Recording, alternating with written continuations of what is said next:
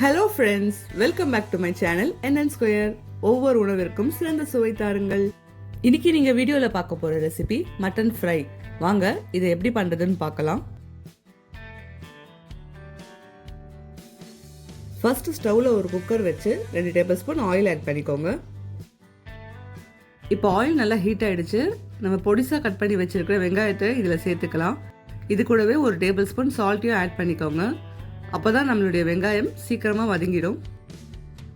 நல்ல வெங்காயத்தை பொன்னிறமாக வதக்குங்க. அப்போதான் டேஸ்ட் ரொம்பவே சூப்பராக இருக்கும். இப்போ வெங்காயம் எல்லாம் நல்லா பொன்னிறமாக ஆயிடுச்சு. இந்த ஸ்டேஜில் ஒரு டேபிள் ஸ்பூன் இஞ்சி பூண்டு விழுதை ஆட் பண்ணிக்கலாம். இப்போ இதையே நல்லா வதக்கிக்கோங்க ஒரு 2 மினிட்ஸ்க்கு.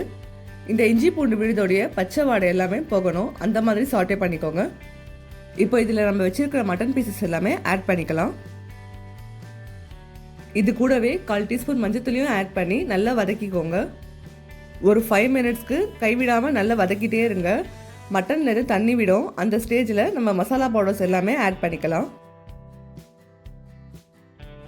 இப்போ நம்ம நல்லா வதக்கிட்டோம். மட்டன்ல இருந்து தண்ணி கூட வெளியில் வந்துருச்சு. இப்போ ஒரு டேபிள் ஸ்பூன் மட்டன் மசாலாவை ஆட் பண்ணிக்கலாம். 1/4 டேபிள் ஸ்பூன் சீரகத்தூள், 1/2 டேபிள் ஸ்பூன் காஷ்மீரி மிளகாய் தூள், 1 டேபிள் ஸ்பூன் தனியாத்தூள், இது எல்லாமே சேர்த்து நல்லா மிக்ஸ் பண்ணிக்கோங்க.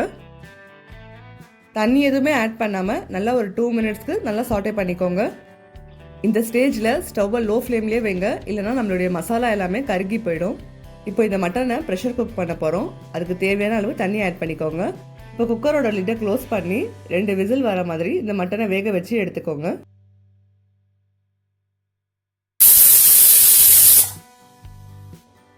இப்போ இந்த லிட்டை ஓப்பன் பண்ணி பார்த்துடலாம். இப்போ பாருங்க, நம்மளுடைய மட்டன் பீசஸ் எல்லாமே நல்லா குக் ஆகி எண்ணெய் பிரிஞ்சு மேலே வந்திருக்கு.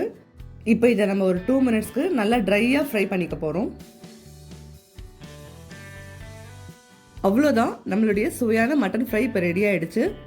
சுட சுட ரைஸ் கூட மிக்ஸ் பண்ணி சாப்பிடும் போது டேஸ்ட் ரொம்பவே சூப்பராக இருக்குங்க. சாம்பார் சாதம், ரசம் சாதம் எது கூட நீங்கள் வச்சு சாப்பிட்டாலும் இது பெஸ்ட் காம்பினேஷனாக இருக்கும். இந்த ரெசிபியை நீங்களும் உங்கள் வீட்டில் ட்ரை பண்ணி பார்த்துட்டு என்ஜாய் பண்ணுங்கள் ஃப்ரெண்ட்ஸ். இந்த வீடியோ உங்களுக்கு பிடிச்சிருந்தா மறக்காமல் நம்மளுடைய சேனலை சப்ஸ்கிரைப் பண்ணிக்கோங்க, லைக் பண்ணிக்கோங்க. இந்த வீடியோவை உங்களோட ஃப்ரெண்ட்ஸ் அண்ட் ஃபேமிலிஸ்க்கும் ஷேர் பண்ணி விடுங்க.